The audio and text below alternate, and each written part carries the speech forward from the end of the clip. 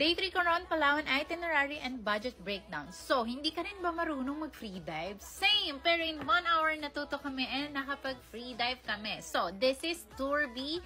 First stop, pupunta tayo sa napakagandang mga rock formations ng Twin Lagoon. So, pero bago yan, kailangan mo munang sumuot dito, Then, pag nakasuot ka na dyan, pwede mo na makita ang mga rock formations, makapagkaya ka, makapag-snorkeling ka. And ang masaya sa joiner is marami ka nakikitang iba't ibang lahi, iba't ibang personalities, iba't ibang pwede mo maging kaibigan. Next is Skeleton Wreck. It is Japanese supply ship that was hit by an airstrike during World War II by US Air Force. Maraming nagpi-free dive dito. Dito na nag-start yung free dive namin pero hindi pa kami masyado marunong.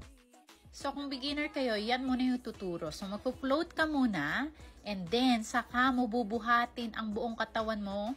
Ayan, medyo di pa kayo marunong, di ba?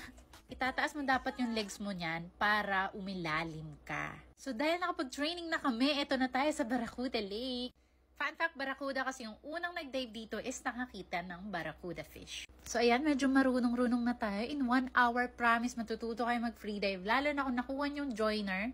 And tour guide is napakasaya and very friendly sila magturo sa inyo ng free dive. Hindi tayo pinanganak ni Sex Bomb para bumawi. Laban mo yan, me! So, ayan na ang ating Tour B. Pagoda for today's video. Pero may undocs para sa ating dinner. Nakadalawang rice ata ako niyan.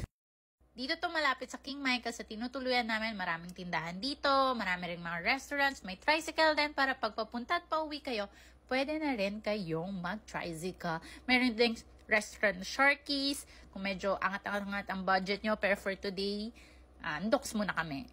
And then after nyan, syempre nag-tricycle na kami pa uwi. Mga 25 pesos each. And bumili lang kami ng simple ice cream pang patanggal ng umay. So, ready na ba kayo for day 4? Island Escapade and meron dito Boracay daw. So, save this video and follow for day 4!